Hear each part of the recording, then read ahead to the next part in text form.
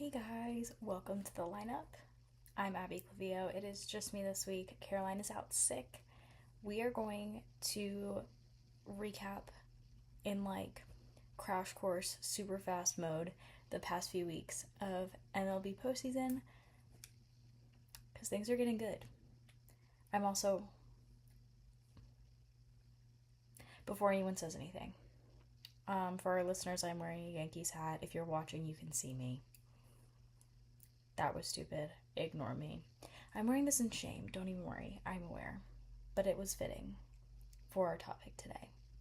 So, before I start, as a Yankees fan, if you are a regular here, you know I was very bitter about Mr. Juan Soto saying goodbye because of money and going to the Mets. He said, I'm going to stay in New York, but I'm going to go somewhere else. He goes to the Mets. Looks great at first, and then pitchers were like, hold on. Juan Soto is just Juan Soto. He doesn't have Aaron Judge batting behind him. I can work with this. Then the Mets started to look not so great. They looked awesome at the beginning of the year before the All-Star break, and people were like, what is happening? Can they make the playoffs? No, they cannot. Nothing matters. Nothing matters until after the All-Star break. Nothing. The Mets lost 5. They won 3. 5 of their last 8 games. Missed the playoffs. Sad time to be a Mets fan. I'm not one, but, for those that are. Our league winners, heading straight into the postseason, they did not have to play any wildcard games. They just automatic in, had a bye week. Blue Jays, Brewers, Mariners, and the Phillies. The one thing that was shocking here for me was the Dodgers were there and not the Phillies. Or the Phillies were there, not the Dodgers. I'm not a fan of either of these teams. As a Yankees fan and a Giants fan, Philly sports is just not for me. However, watching the Dodgers have to play a wild card game, satisfying. I like the underdog. They won last year. Give somebody else a turn. What? Anyway, wild card games. The most notable, not just because I am, for me personally, but just, in general, because it was a rivalry game, which, how did that happen? I don't know. Yankees, Red Sox. The Sox, they lost. Anyway, the Yanks lost both regular season games to the Red Sox. We just can't do it. And I was like, I'm scared. This is what I'm scared about. Losing in a wildcard game is crazy. Then they lost game 1, and I was like, we're screwed. This is it. Volpe looks awful. Aaron Judge is, in that weird thing where he can't hit in the postseason, and we're all kind of sick of it. And our pitching staff looks why can't Luke Weaver pitch anymore? That is my friend. Dream, what are you doing? Anyway, lost game 1. And then they were like, games 1 and 2. Took them. Cam Schittler, you look insane. You look awesome. This kid is a staple in our bullpen, and we need him desperately. But we take games 2 and 3, win the series, out of the wild card round. I will say I wore my Volpe shirt in last week's episode, which, that's just embarrassing. I love that kid. He ended his hitting slump in the wild card round.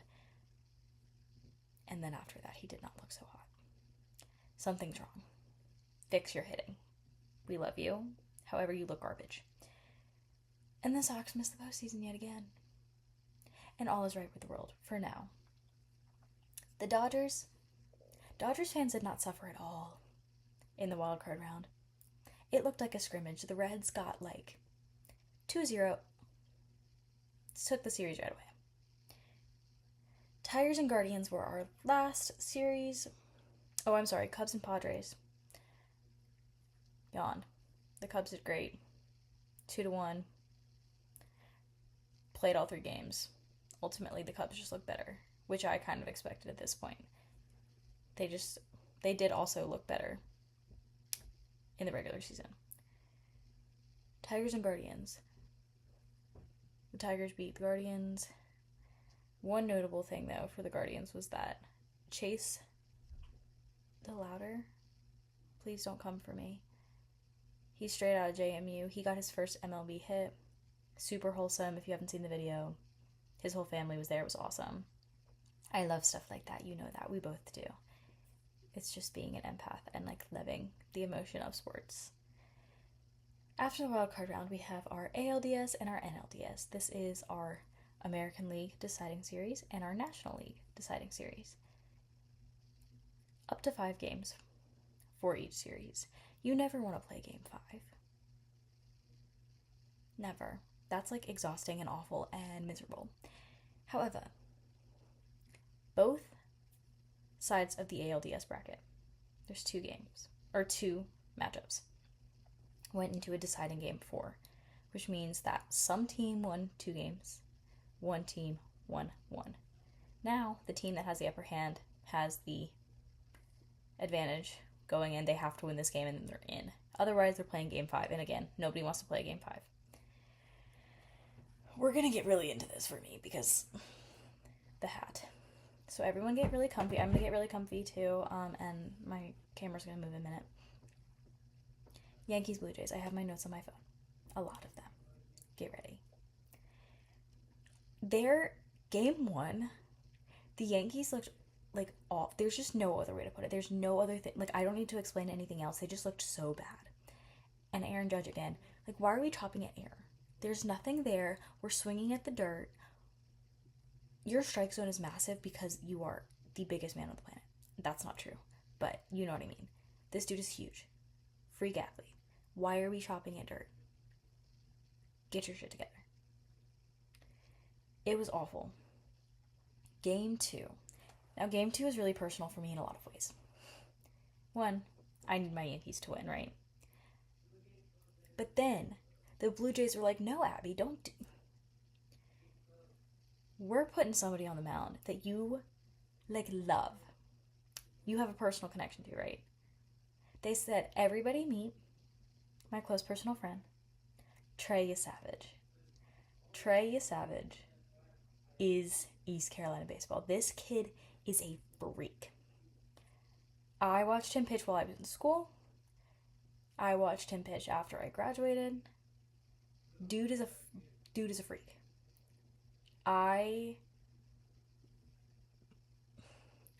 know, as an ECU baseball defender, they can't make the postseason. They can't get out of a super regional. We know this. And so people don't think they're a serious team. But they produce athletes like this, and that says a lot. Trey Yesavage got called up a few weeks before postseason. Okay? They stick him game 2. They were like, go ahead. Game 2 of game 2 of ALDS. Go ahead. He was like, okay. Dude has Aaron Judge staring at him. Doesn't flinch. Yesavage pitched just over 5 innings. I think it was 5.1. 11 Ks. No hits. He He broke a Blue Jays record. As a ECU alum, this is insane. I am so proud of him. But then I'm sitting there like, what the hell? It's 11-1. Somebody hit the ball. Right? Anyway, this is ECU baseball, point blank period. Trey Savage is a dog. 2-0 Blue Jays. Game 3. The Yankees were like, oh, wait, we maybe need to lock in a little bit. Judge pulled through. Well, actually, no, we're going to back up. The Yankees were down 6-1. I was like, oh, this is it. I'm not watching this. I did not. I'm a superstitious person. I don't like to watch. I think it's bad luck. Then Jazz Chisholm was like, hold on, guys. I have to contribute. And I can I'll go on and on and on and on and on about how sucky Aaron Boone is, because why in game 1 was Jazz not in? Why in game 1 was Ben Rice sitting on the bench? Somebody, Anyways, fire Aaron Boone. That's fire Aaron Boone. Jazz, single run homer. Great way to just like open up hitting for the Yankees. Everyone was like, now there's something, like now there's a game here. At the end, Aaron Judge homer put the Yankees up. They ended up taking the game 9-6. Now we're going into a deciding game 4.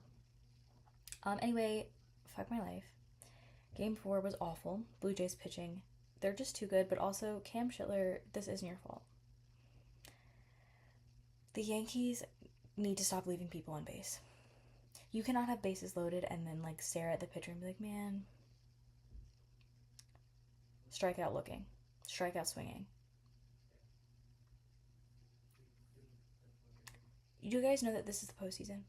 Do you know where you were this time last year?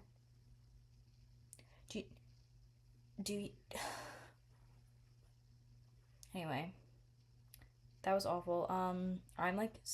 It's embarrassing. I'm sick. And then to make things worse, the man from the Blue Jays bullpen that got the save for the Blue Jays, Jeff Hoffman, I'm sorry. I can't read my own notes. Jeff Hoffman, AECU alum. What? Guys, Canada, stop taking my Pirates. This is bad. And now my feelings are hurt. Anyway, like, there's just no other way to make this better unless Trey goes to the World Series and pitches in the World Series, because that, I think, would just be so, like, aw. You know, my close personal friend. Anyway, moving on. Phillies versus Dodgers. This is in the NLDS. In my notes here I said, Abbie thinks life would be a lot more peaceful and pretty if neither of these teams were in, but that's unrealistic and you can't pick and choose. Obviously the Dodgers were like, hey, took games 1 and 2 because they're the Dodgers. Game 3, the Phillies were like, hey, hold on. They forced game 4. And then you're sitting here like, guys, this is taking forever. You forget how long this takes. Phillies, I applaud you for trying. The Dodgers are just the Dodgers. Game 4 goes to the Dodgers. The Dodgers are moving on. The second half of the ALDS, Cubs versus Brewers. Again, the Cubs won their wild card series. The Brewers were like, not so fast. Cubs rallied. Took game 3. Barely. 4-3. Michael Busch had a leadoff home run in 2 games of that series. However, the Cubs only capitalized off of one of them. Game 3, where they won. Scoring early and often against the Brewers is important. The Cubs realized they had to do that, but not until game 3. And it just didn't carry over into game 4. Clearly. Because now the Brewers are in. The Cubs are not. Now we have... I'm sorry. I just realized that I said that was the second half of the ALDS, and it was not. The Cubs and Brewers were the second half of the NLDS. The second half of the ALDS, Tigers Mariners. Again, as a North Carolina native, we love the Mariners. You know why? Cal Raleigh. Big dumper is doing big dumper things. He went 3 for 5 in game 1. He hit a solo shot homer in game 3. The Mariners had this in the bag. The Tigers did look decent. It was interesting to watch Gleyber Torres play postseason baseball with the Tigers and not the Yankees. However, I was sitting there and I was like, he's not getting his revenge game. One, because the Mariners just looked better. I didn't think the Tigers were going to get past them, and also because the Yankees were done. The Tigers did put up a fight, though.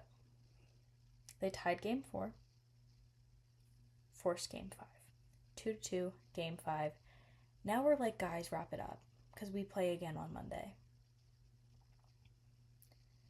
The Mariners finally won the series. after 15 innings. That's like 1.5 baseball games. That is 1.5 baseball games. I would be sick. At that point, I would be like, okay, guys, let's wrap it up. I don't care who wins anymore.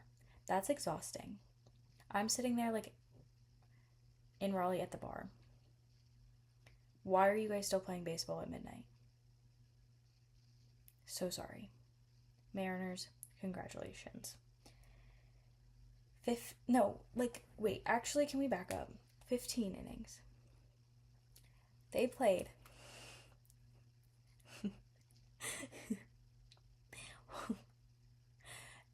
No. Do we want to see the score for our 15 inning game? Because this is what's so funny. And I pulled it up so you guys could see too.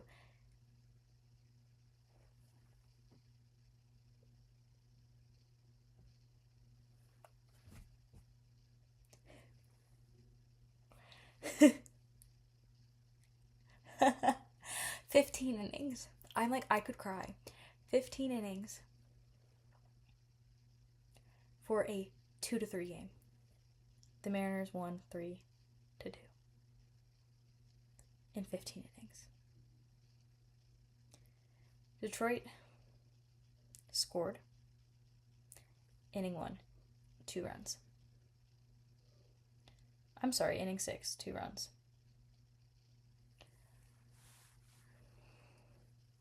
Technically, though, if we're splitting it there, inning 6, that's inning 1. Can you, 6 to 15, 6 would be the equivalent of inning 1. Anyway, inning 6, 2 runs. In the 7th inning, bottom of the 7th, the Mariners are like, oh shit, this is game 5, this means something. 1 run. And then it took them till the bottom of the 15th to score again. Everyone who was there, thoughts and prayers. Everyone who was there, thoughts and prayers. That's a lot of baseball. That's miserable. But Mariners, shout out to you. Seattle, good job. Now,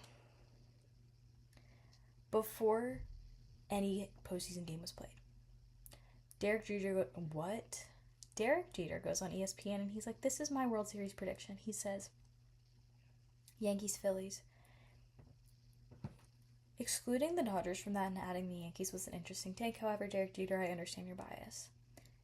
Pre-ALDS, I was looking at a rematch from last year. Yankees-Dodgers. However, I said, hey, so he was very wrong. We were very wrong. I didn't think the Phillies were going to make it out. It's the Dodgers. I'm sick of them. Everyone's sick of them. However, look at them. You cannot deny that that is good baseball. Now, after looking at everything, watching these games, I did not watch a lot of the NLDS just because that's just not, the National League is just not where my loyalties lie. My loyalties lie with the American League. Hello. However, my prediction is Mariners-Dodgers. The Mariners look better than the Blue Jays right now. But after that game against the Tigers, I don't know. So we will see. I would love to see Trey Savage in the World Series. I think that would make my entire year a little bit better.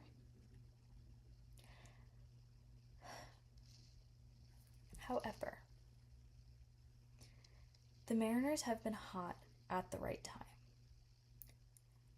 The Blue Jays have as well. But if the Blue Jays can let the Yankees slip past them like that, 9-6, after, literally, it was let me look. I need to look at the actual scores because it was close. Game 1, 10-1. 11 total runs. 10 of those were for the Blue Jays. Game 2, 13-7. And then suddenly, first of all, why are you allowing 7 runs from the Yankees if you're also putting up 13? Mindful at least to score more, but either way. But then also letting the Yankees bullpen hold you to 6. This is and it's their third pitcher. I understand it's 3 games of play, but it's their third pitcher. If you could put up 10 runs against their ace,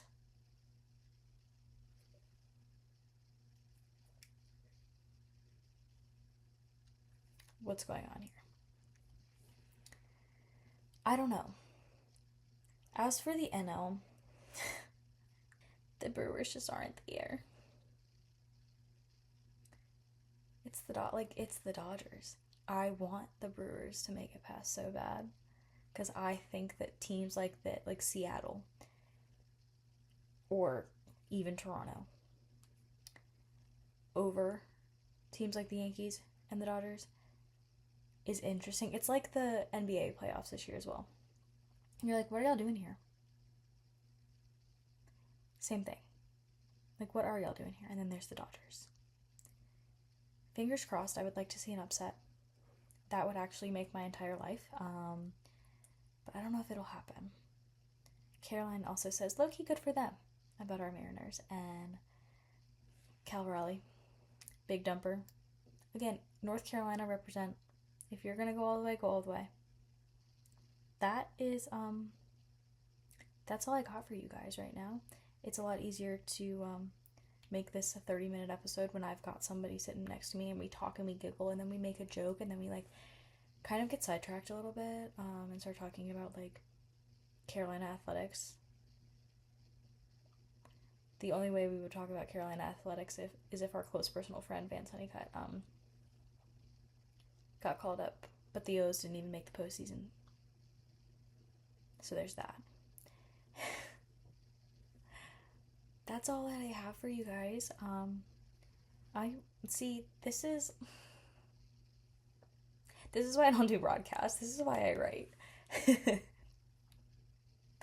And none of you are sitting and watching me stare at you and yap. I need a better stage presence. I don't know who could. Maybe like Jake Shane could help me with that.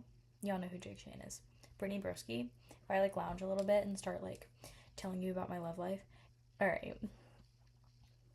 That's all that we've got for you guys next week.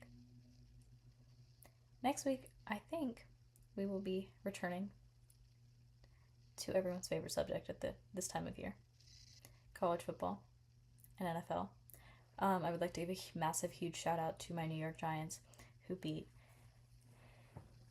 the Eagles. Everybody clap. I'm giving you a minute to clap. Go ahead. All right. Huge game. We will get into detail about it. I also discovered Cam Scadaboo's girlfriend on Instagram. She's a baddie. Her fits are insane. I love a game day fit. Go women in sports. That's all that we've got. Keep up with us on TikTok and on Instagram. It is the lineup_sports_pod. Make sure to like and subscribe on YouTube as I wave. And if you like us and want to see what we're up to in our personal lives, follow us on Instagram. Mine is Abbie N. Clivio, and Caroline's is Caroline E. Daly. We will both see you guys next week. Thanks for watching and listening. We'll see you guys next week. Bye. That's enough.